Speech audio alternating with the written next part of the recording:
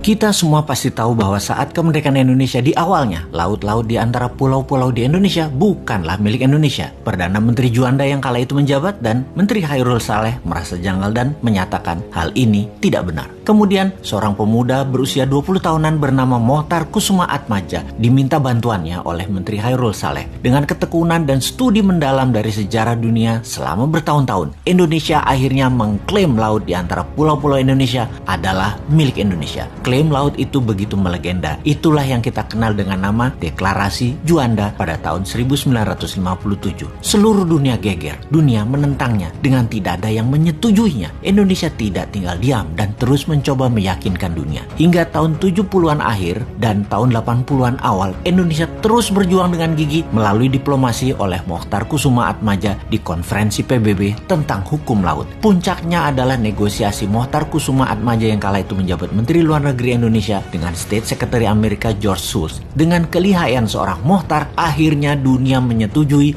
bahwa Indonesia adalah negara kepulauan dan laut di antara pulau-pulau adalah laut milik Indonesia. Semua itu tertera dalam putusan Konvensi Hukum Laut UNCLOS atau United Nations Convention on the Law of the Sea. Waktu berjalan hingga lebih 30 tahun saat ini, di mana baru-baru ini seorang pakar hukum laut Profesor Myron Norquist menyatakan dulu ada seorang Indonesia yang bernama Mohtar. Ketika dia bicara, semua orang bergetar. Salut dan respek kita untuk pahlawan maritim Indonesia, Bapak Mohtar Kusuma Atmadja. Kemudian kita harus bagaimana? Ketika nanti Newmind mendapat mandat, perjuangan Pak Mohtar Kusuma Atmadja akan kita lanjutkan dengan lobi tingkat dunia. Deklarasi Juanda dilanjutkan dengan Deklarasi Daulat Maritim, di mana seluruh kapal baik komersial, kapal pribadi maupun militer yang melewati laut di tengah pulau-pulau Indonesia, terutama kapal niaga, harus bayar asuransi. Asuransi senilai 0,5% dari nilai barang yang diangkut. Ketika telah membayar pajak, ada bendera dinaikkan di ujung tiang kapal tersebut, semacam materai yang artinya sudah taat bayar cukai asuransi Indonesia. Dunia akan marah, ya iyalah, tapi kita harus bisa bagi-bagi permen. Kita harus pandai berbagi. Singapura dan Malaysia misalnya dapat 5-10%. Amerika dan Tiongkok dapat 10-20%. Indonesia ya tetap dapat 60-70%. Inilah misi Indonesia baru yang akan membuat Indonesia berdaulat. Semua itu berbeda dengan yang menjabat saat ini. Konsep bernegara yang tidak bergantung uang asing seperti yang dikerjakan pejabat penuh prestasi yang katanya adalah pejabat satu-satunya yang paling pinter urusan keuangan,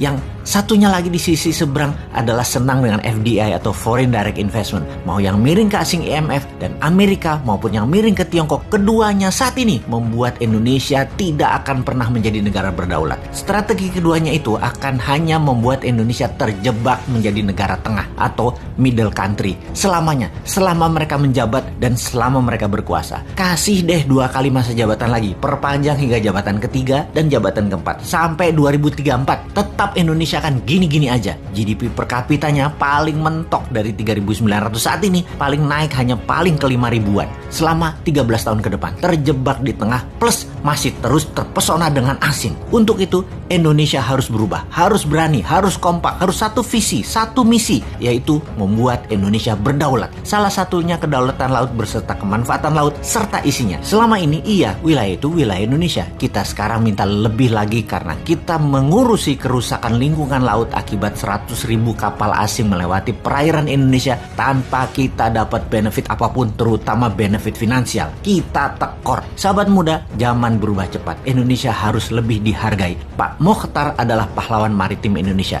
dan kita akan lanjutkan perjuangan beliau. Ambil kedaulatan laut dengan membuat semua yang melewati bayar cukai asuransi. Diharapkan dengan nilai barang 2.000 billion atau 2 triliun dolar, 0,5%-nya kurang lebih Indonesia mendapat 200 triliunan rupiah per tahunnya. Lumayanlah buat nyicilin hutang pejabat lama yang bisanya ngutang dengan etalase membangun pakai dana asing plus dilengkapi pasukan media buzzer sebagai alat pembenaran agar terlihat sukses. Intinya semua yang dikerjakan sekarang yang penting jadi sohor dan populer. Hutang kan yang bayar Newmind nantinya.